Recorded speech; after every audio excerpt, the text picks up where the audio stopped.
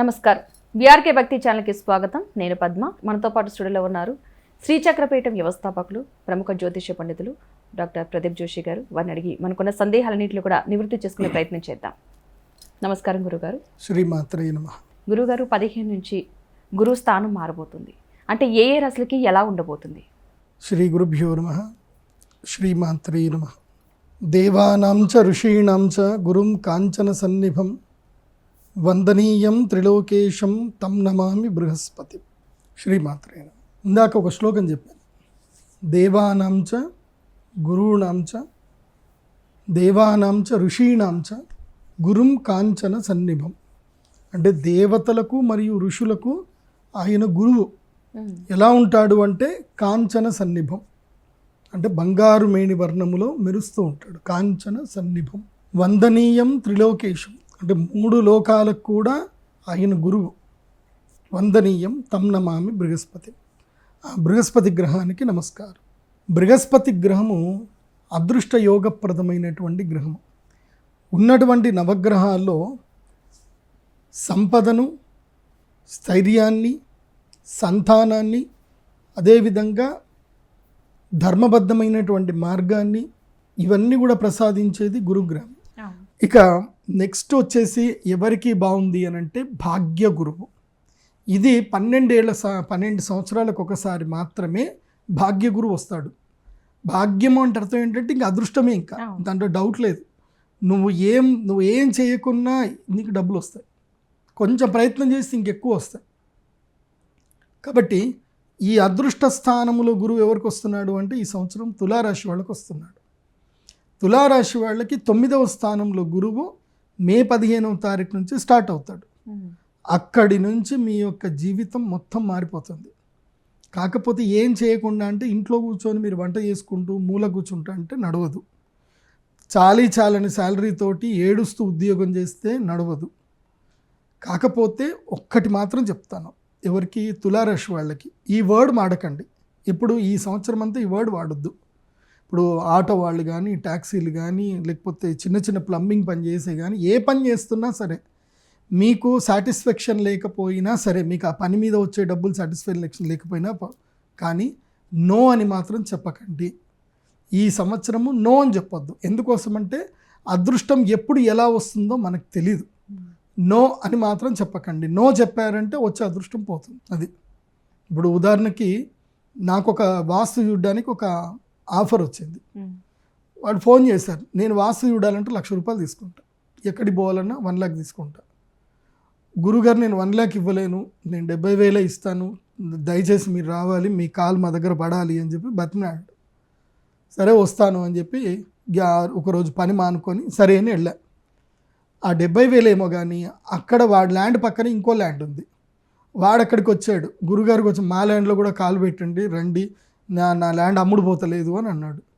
అమ్ముడు పోతలేదా, ఎంతకు అమ్ముదాం అనుకుంటున్నావు ఏంది అంటే ఇంత అమ్ముదాం అనుకుంటున్న గురుగారు, నాకు చాలా డబ్బులు అవసరం ఉన్నాయి అన్నాడు. ఇప్పుడు వాస్తవంగా బ్రోకర్ దగ్గరికి పోయారు అనుకోండి, మీడియేటర్ దగ్గర పోతే వాడు ఇంకో రేట్ యాడ్ చేసి చెప్తాడు, వాడి రేటుకి వీడి రేట్ యాడ్ చేసి చెప్తాడు.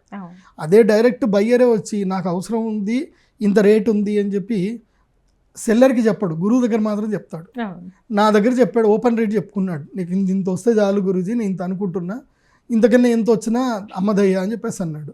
సరే అని పోయి ల్యాండ్ అంతా చూసా, బాగుంది, నేనే కొనుక్కున్నాను ల్యాండ్, నాకు తక్కువ రేట్లో ల్యాండ్ దొరికింది. నేను ఆ 30,000 గురించి ఆలోచించి నేను వెళ్ళి ఉండకపోతే నాకు ఆ ల్యాండ్ దొరికేది కాదు. కాబట్టి ఆ ల్యాండ్ కొనుక్కోవడము జరిగింది. ఆ ల్యాండ్ నాకు ఇప్పుడు మంచి లాభంలో కూడా ఉంది. అంటే లాభం ఎవరికి జరిగింది అంటే నాకు జరిగింది. అంటే నేను నో చెప్పలేదు. సో నో చెప్పడం నేర్చుకోవద్దు. ఈ సంవత్సరం నో చెప్పకండి. ఏ పని వచ్చినా సరే ఎస్ అని చెప్పండి. అండ్ చిన్న పిల్లాడితోటైనా సరే ప్రతి ఒక్కళ్ళతోటి మర్యాదగా మాట్లాడండి, ప్రేమగా మర్యాదగా మాట్లాడండి. ఎంత మర్యాద అంటే ఇంకా వెన్నగారిపోవాలన్నమాట, ఇట్లా అంత మర్యాదగా మాట్లాడాలి. నీకు ఇష్టం లేకపోయినా సరే మర్యాద అంటే ఇక చచ్చిపోవాలి, అబ్బా వీడు మర్యాద పెట్టానట్టు చంపేస్తారు. అంత మర్యాద నేర్చుకోండి ఈ సంవత్సరం. ఎందుకోసం అంటే మర్యాద వల్ల మోమాటం అనేది ఎదుటివాడికి ఎక్కువ కలుగుతుంది. ఎదుటివాడికి మోమాటం కలిగింది అంటే నీకు లాభమే. మోమాటం వల్ల కొంతమంది కొన్ని వదులుకుంటారు కూడా, అది జరుగుతుంది. నేనైతే వదులుకోను అనుకోండి, మన మోమాటం మనకు నడవదు. కొంతమందికి ఏంటంటే ఇక పొగుడతారు, పొగిడి పొగిడి పొగిడి ఇక మీదేముందండి ఇక్కడ దాకా మీరు కూడా ఇట్లా ఆలోచిస్తే ఎట్లా అండి అని అంటే సరే అని వదిలేస్తారనమాట. సో అలా మోమాటంతో చక్కగా సంపాదించుకోవచ్చు తులారాశి వాళ్ళు. తులారాశి వారికి ఈ సంవత్సరం మిస్ అయితే మళ్ళీ 5 ఏళ్ళు పడుతుంది మీకు రాజయోగం రావడానికి. మళ్ళీ ఇంక 2 ఏళ్ళు పడుతుంది అనుకోండి. 2 ఏళ్ల తర్వాత గురువు ఏకాదశంలోకి వస్తాడు, సింహరాశిలోకి వచ్చినప్పుడు వస్తాడు. అప్పుడు ఏం చేయాలో కూడా చెప్తాను. కానీ ఇప్పుడైతే తులారాశి వాళ్ళకి లక్కీయెస్ట్ టైము. ఇప్పుడు ఒకవేళ అదృష్టయోగ సిద్ధి కలిగింది అనుకోండి, ఈ అదృష్టం 3 సంవత్సరాల వరకు కంటిన్యూ అవుతుంది. ఈ సంవత్సరం ఎంత సంపద వచ్చినా తులారాశి వాళ్ళకి ఆ సంపద 3 ఏళ్ళ వరకు యోగిస్తుంది, బాగుంటుంది. కుబేరుణ్ణి ఆరాధన చేయాలి. గురుగ్రహం బాగా లేకపోతే గురుగ్రహ మంత్రముతో కుబేర సంపుటి మంత్రం ఒకటి ఉంటుంది.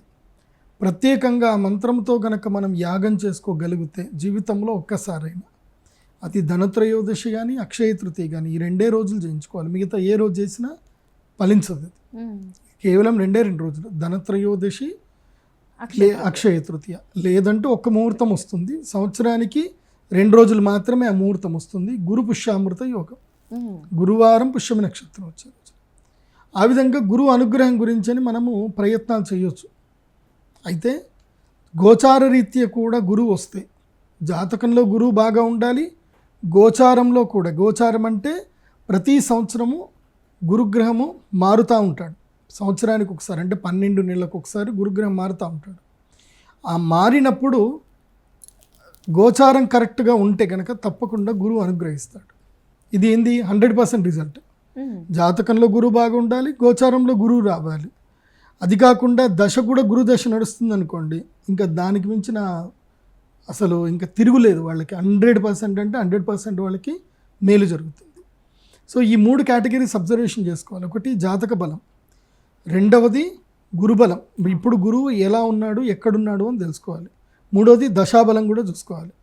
జాతకంలో గురువు బాగా ఉండి ప్రస్తుతము గురుదశ నడిచి ప్రస్తుతము గురువు బాగా ఉన్నాడు అంటే వాళ్ళ జీవితం అట్టి పరిస్థితుల్లో 100% వాళ్ళకి పాజిటివ్ ఎనర్జీ వస్తుంది, సిరి సంపదలు అద్భుతంగా కలుగుతాయి. అయితే గురుదశ వరకు ఉంది అని ఎట్లా తెలుసుకోవాలి అని అంటే జాతకం కావాలి. వాళ్ళ date of birth time place enter చేస్తే వాళ్ళ జీవితంలో గురుదశ ఎప్పుడు వస్తుందో వాళ్ళు చూసుకోవాలి. అలా గురుదశ చూసుకోవడం రాలేదనుకోండి, ఎప్పుడు గురుదశ నడుస్తుందో మనకి ఎలా తెలుస్తుంది? దశలు కూడా చూసుకోవాలి. జాతకంలో గురువు బాగా ఉన్నాడా లేదా ఒకటి, అది జ్యోతిష్ శాస్త్ర పండితుడే చెప్తాడు. గురుదశ ఎలా ఉంది అనేది మనం హోరోస్కోప్ PDF కనుక ఆర్డర్ చేసుకుంటే దాని లోపల వస్తుంది. ఇప్పుడు నా వెబ్సైట్లో ఉంటుంది, pradeepjoshi.com వెబ్సైట్లో మీరు హోరోస్కోప్ PDF ఆర్డర్ చేసుకోండి. మీకు గురుదశ ఎప్పుడు వస్తుంది అనేది క్లియర్గా మీకు ఉంటుంది. దాని లోపల దశ, అంతర్దశ, ప్రత్యంతర దశలు, సూక్ష్మ దశలు ఉంటాయి. సో ఇప్పుడు మీరు అడిగింది ఏంటి అంటే ఈ పరిస్థితికి ఇప్పుడు రావాలి. ఈ 2 తెలుసుకోకుండా గురుగారు చెప్పారు నాకు బాగుంది అని చెప్పేసి అని ముందుకెళ్తా అంటే మాత్రం కరెక్ట్ కాదు. ఇవి 2 పరిశీలన చేసుకోవాలి. జాతకంలో గురుబలం ఎంత బాగా ఉందో లేదో చూసుకోవాలి. నెక్స్ట్ ప్రస్తుతం ఏ దశ నడుస్తుందో కూడా చూసుకోవాలి. ఆ దశల ప్రకారంగా ఈ గురువు, గోచార గురువు ఎంత అనుకూలిస్తాడు అని అప్పుడు తెలుసుకోవాలి. ఓకే గురువు గారు, చాలా మంచి వివరాలు అందించారు. ధన్యవాదాలండి. శ్రీమాత్రే నమః.